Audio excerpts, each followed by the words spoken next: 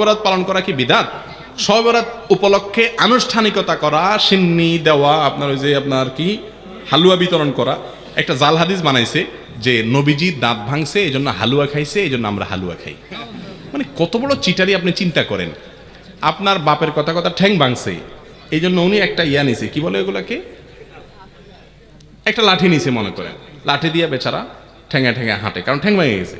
এখন আপনি বাপের ছেলে বলতেছেন, উফ আমার বাপের শত্রুর সাথে লড়াই করতে গিয়া ঠ্যাং ভেঙে ফেলছে, অতএব বাপের প্রতি আমি ভালোবাসা প্রকাশ করতে গিয়ে আমার ভালা ঠ্যাঙে আমি একটা লাঠি নিয়ে খোঁড়াইতেছি। বাপে ওই লাঠিটা নিয়ে মাথা দিয়ে মারবে কি পারবে না, যে বেয়াদব তুই তো আমার ভেঙাইতেছিস, ঠিক না বে ঠিক? তো যদি নবীজি দাঁত ভাঙিয়া হালুয়া খাইয়া থাকেন, তো আপনিও দাঁতটা ভাঙেন, ভাঙিয়া হালুয়া খান। আপনি আস্ত ভালো দাঁত নিয়া সবরাতে হালুয়া খাইতেছেন, এর চেয়ে বাটপারি আর কিছু হতে পারে? আর উহুদের যুদ্ধ কি শাবান মাসে হয়েছে? আপনি এটা কোথায় পাইছেন? এগুলা সবগুলা হলো এই হালুয়া ঘুরির জন্য আপনার মাসালা বানাই নেওয়া আর কি। ভাইরা আমার, সবরাত কেন্দ্রিক রাত্রি জাগরণ, দিনে ইবাদত এবং আপনার আরো যত কাজ আছে, এগুলো কোনোটাই আসলে বিশুদ্ধ হাদিস দ্বারা প্রমাণিত। তবে হ্যাঁ, বিভিন্ন হাদিস থেকে এইটুকু বোঝা যায় এই রাতে আল্লাহ রাব্বুল আলামিন হিংসুক এবং শিরকারী ছাড়া বাকিদেরকে আল্লাহ সাধারণ ক্ষমা ঘোষণা করেন। কথা কি বুঝতে পারছি?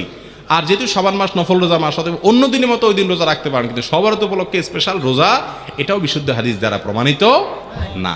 কিন্তু সবরাত নিয়ে বহুত মারামারি কাটাকাটি আছে। দুঃখের বিষয়, যে সমাজে নামাজের খবর নাই, হাজার হাজার হারামের কাজ চলতেছে, সেখানে সবরাত নিয়ে কি হয়? মারামারি হয়। আল্লাহ আমাদের বোঝার তৌফিক দান করুন। শবে বরাতে হালুয়া রুটি খাওয়া যাবে কিনা? শবে বরাতে হালুয়া রুটি খাবেন। কি কারণে হালুয়া রুটি খাবেন ভাই?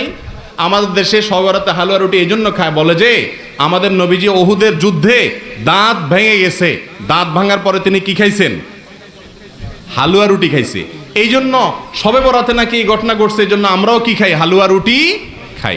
এখন আমার প্রশ্ন হলো, নবীজির দাঁত ভাঙছে উহুদের ময়দানে, যদিও সেটা শাবান মাসে ভাঙে না, এটা ভুয়া কথা, তারপরও ধরলাম এই মাসে ভাঙছে, তো ওনার দাঁত ভাঙার পর উনি হালুয়া রুটি খাইছে। আপনি আস্তে আস্তে এরকম তাগড়া তাগড়া ভালো দাঁতে আপনি হালুয়া রুটি চাবাইতেছেন, এটা তো নবীজির সাথে তামাশা হলো।